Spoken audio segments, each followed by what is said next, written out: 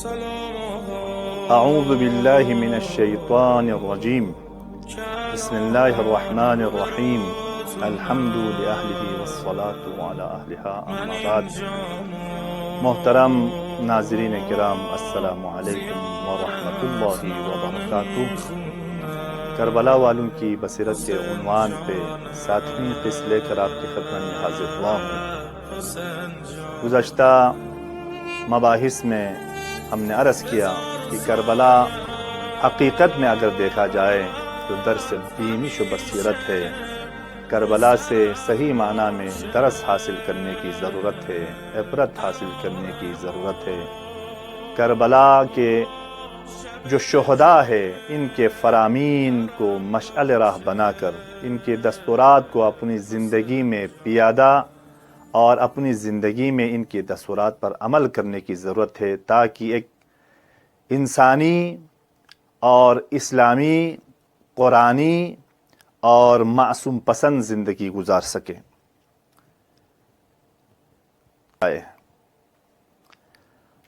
حتیٰ عمر سعد کربلا میں آنے سے پہلے اس نے اپنے خیش و اقارب، اپنے رشتہ داروں سے مشورہ کیا کہ میں کربلا جاؤں یا نہ جاؤں۔ حسین کے مقابلے میں تمام ان کے چاہنے والوں نے، ان کے عزیز و اقارب نے اس کام سے منع کیا۔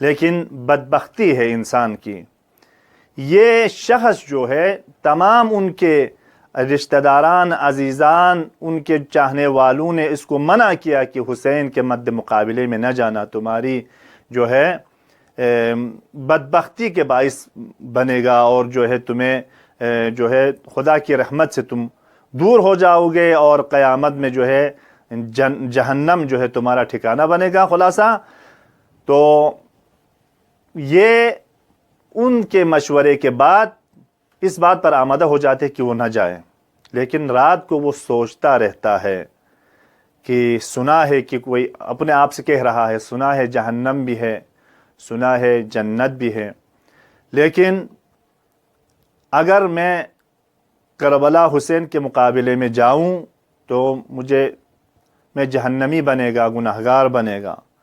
لیکن یہ سنا ہے، میں نے دیکھا تو نہیں ہے جہنم ہے یا جنت ہے، لیکن رئی کی حکومت جو ہے میری آنکھوں کی ٹھنڈک ہے، یہ نقد ہے، جنت و جہنم ادار ہے۔ اگر حسین کے مقابلے میں نہ جاؤں تو مثلا مجھے جنت ہے، لیکن یہ ادار ہے، ابھی تو میں نے نہیں دیکھا ہے، لہٰذا میں جو ہے عاقل انسان یہ نہیں ہے کہ ادار کے مقابلے میں جو ہے نقد کو ہاتھ سے جانے دے، لہٰذا میں حسین کے مقابلے میں جاؤں گا۔ اگر جہنم ہے، دیکھیں وہ توجیہ کرتا ہے، وہ جو ہے اپنے آپ کو جو ہے دھوکہ دے رہا ہے، وہ کہہ رہا ہے کہ اگر جہنم ہے، اگر جنت ہے، اگر ایسا معاملہ ہے، دیکھا تو نہیں ہے، اگر ہے تو میں 1-2 سال کے بعد توبہ کر لوں گا، تاکہ ہم جو ہے دنیا بھی ملے، ہم جہنم میں بھی نہ جائے۔ دیکھیں کتنا سخیف اور پست فکر ہے، یعنی کوئی انسان اس طرح گناہ کرے کہ مثلا میں ابھی گناہ کرتا ہوں یہ سوچ کر کہ کل میں توبہ کروں گا، یہ توبہ کہاں کا مثلا توبہ ہے؟ توبہ اس وقت ہے انسان خطا سے، غلطی سے، یا مثلا سہو سے، یا مثلا لا علمی سے اگر انسان سے اگر کوئی غلطی یا مثلا سہو سے کوئی گناہ سرزد ہو جائے، کوئی کمی رہ جائے تو اس وقت توبہ ہے۔ لیکن انسان کو اس گناہ کا علم بھی ہے اور اس گناہ کے عذاب کا بھی علم ہے، اور وہ خود کرنے جا رہے ہیں، اس نیت سے میں ابھی گناہ کروں گا اور اس کے بعد جو ہے اس کے مقابلے میں دنیائی چیزیں میں حاصل بھی کروں، اس کے بعد توبہ بھی کروں، یہ کہاں کا منطق ہے؟ بہرحال یہ شخص جو ہے حسین کے مقابلے میں آتا ہے، میں پورا وامل ہو جاتے ہیں۔ پھر اس میں امام حسین اس سے سوال کرتا ہے کہ کیا تمہیں میرے مقام کا جو ہے میری منزلت کا تمہیں علم نہیں ہے؟ افسوس ہو تم پر، تم جانتے ہوئے مجھ سے جنگ کرنا چاہتا ہے، میری عظمت کو جانتے ہوئے، حالانکہ تو مجھے پہچانتا ہے، میں فرزند رسول اللہ ہوں، میں فرزند فاطمہ الزہرا ہوں، میں فرزند علی مرتضیٰ ہوں، اس کا تجھے علم ہے۔ اے پسر سعد، ان یزیدیوں کو چھوڑ کر مجھ سے مل جا، کیونکہ یہ کام تیرے حق میں بہتر ہیں، اس طرح تجھ کو خدا کا تقرب حاصل ہوگا۔ دیکھیں امام ڈر سے بصیرت دے رہا ہے، امام جو ہے اس کو چراغ ہدایت کے ذریعے کشتی نجات میں بٹھانا چاہ رہے ہیں، آخری مرحلے میں اپنے دشمن کو بھی ہدایت کرنا چاہتے ہیں اسے۔ لیکن عمر سعد نے کہا مجھے ڈر ہے کہ میرا گھر برباد کر دیا جائے گا، اگر میں آپ کی طرف آؤں تو دشمن میرا گھر برباد کر دے گا۔ امام نے فرمایا اگر برباد کر دیا گیا تو میں بنا دوں گا، میں بنوا دوں گا، میں درست کروں گا۔ عمر صاحب نے کہا ڈر لگتا ہے میرا باغ مجھ سے چھین لیا جائے۔ امام نے فرمایا اگر تم سے تمہارا باغ چھین لیا گیا تو میں حجاز کے اپنے 2 باغ تمہیں دے دوں گا جس میں شاندار نہریں ہیں اور ان میں مختلف۔ کہا اگر مجھے گندم کا دانہ نہ ملے تو جو کا دانہ مجھے کافی ہے۔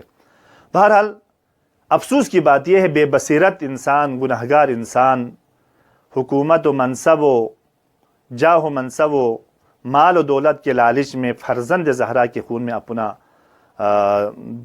جو ہے دامن داغدار کرنا چاہتا ہے، اپنا ہاتھ خون آلود کرنا چاہتا ہے، تو اس شخص کا جملہ دیکھیں کہ مجھے ڈر لگتا ہے کہ میری جو ہے ڈر ہے کہ میرے بال بچے جو ہے ان کو اذیت نہ پہنچائے، لیکن اس کو خانوادہ رسول کے بچوں سے، خانوادہ رسول کے فرزندان سے، رسول کے اولاد سے جو ان کو اذیتیں ہو رہی ہے، جو ان پر پانی بند کر دیا، جو ان کو اسیر کرنے کے ارادہ رکھتے ہیں، ان کا اس کو کوئی فکر نہیں ہے۔ بہرحال یہ دشمن اہل بیت عمر سعد کا واقعہ میں پورا واقعہ بیان نہیں کروں گا، لیکن اس کے مقابلے میں آپ دیکھیں بصیرت انسان، حبیب کا واقعہ آپ کے ذہن میں ہے، حور کا واقعہ آپ کے ذہن میں ہے، وہب کا واقعہ آپ کے ذہن میں ہے، اسی طرح بہت سے اصحاب حسینی، اور ان میں سے ایک شاہزادہ قاسم کا دیکھیں، 13 سال سے زیادہ عمر نہیں ہے، لیکن بصیرت کی اس منزل پر فائز امام سے اذن جہاد طلب کرتے ہیں۔ 3 مرتبہ آئے حسین کی بارگاہ میں، امام نے کبھی حسن کے یادگار کہہ کر، کبھی جو ہے کہا کہ تمہاری ماں بیوہ ہے، ماں کی خدمت کرے، بہرحال مختلف طریقے سے، کبھی قاسم کی یتیمی پر رحم کر کے امام نے اجازت نہیں دی یا اجازت نہیں ملی تو قاسم گھٹنوں میں سر رکھ کر جو ہے روتے ہیں، گریہ کرتے۔ 13 سال کا بچہ ہے، نوجوان ہے، لیکن عشق ذوق شہادت میں اس حد تک آمدہ ہے، زمانے کی امام کی عظمت کو پہچانتے ہیں، دین کی دفاع کرنے کا جذبہ رکھتا ہے، اور وہ بصیرت ہے۔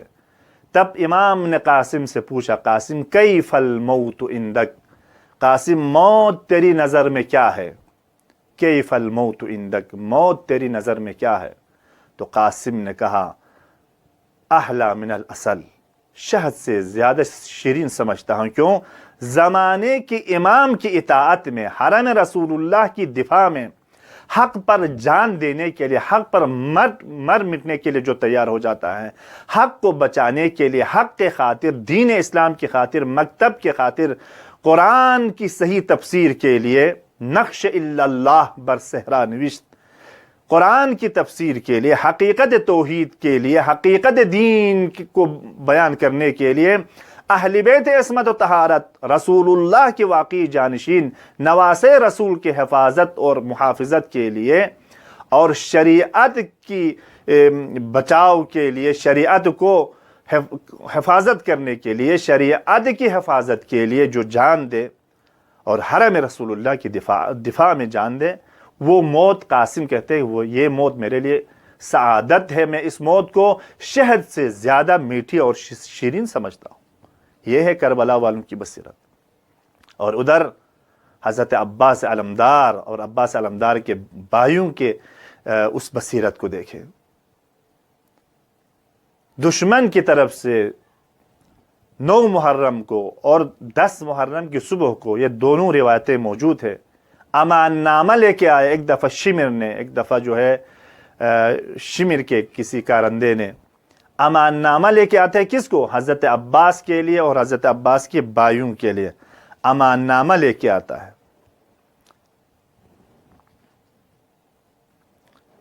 اس وقت بصیرت عباس، بصیرت ام البنین کے فرزندان کی بصیرت کا اندازہ لگایا، حضرت عباس کی بصیرت کا انداز دیکھیں، حضرت عباس کے برادران کی بصیرت کا انداز دیکھیں، ام البنین کی تربیت کا اثر دیکھیں۔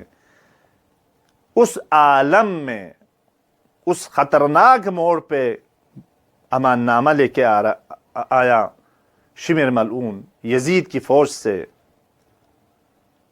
تو ان جب امان نامہ دے رہا ہے اور فرزند رسول کو امان نامہ نہیں، یعنی تجھ پر لعنت، تیری امان نامہ پر لعنت، تو ہمیں امان نامہ دے رہا ہے، فرزند رسول کے لیے کوئی امان نامہ نہیں ہے۔ یہ ہے کربلا والوں کی بصیرت، یہی وہ منزل ہے جس نے شہدائے کربلا کے مقام کو تمام شہدائے اسلام کے مقام سے، ان کے مقام کو خدا نے بالا کر دیا، بلند کر دیا ان کے رتبے کو۔ اسی لیے شہداء کی کربلا کی عظمت یہ ہے، شہدائے کربلا کی عظمت یہ ہے، اے شہدائے کربلا تمہاری عظمت یہ ہے، جس زمین میں تمہیں دفن کر دیا گیا وہ زمین بھی تمہاری وجہ سے لائق تعظیم و تبرک بن جائے۔ ان کی عظمت یہ ہے، کربلا قیامت تک لائق تعظیم ہے۔ کیوں؟ ان شہداء کی وجہ سے، ان اصحاب حسینی کی وجہ سے۔ حسین کا مقام اس سے کہیں زیادہ بلند ہے۔ اصحاب حسینی کی عظمت یہ ہے جس کی وجہ سے وہ زمین لائق تعظیم و تبرک بن جائے۔ اسی پر میں اکتفا کرتا ہوں۔ ہمیں صحیح معنی میں کربلا والوں سے اور شہدائے کربلا سے درس بصیرت حاصل کرنے کی خدا ہمیں توفیق عنایت فرمائے۔ والسلام علیکم ورحمۃ اللہ وبرکاتہ۔ التماس دعا۔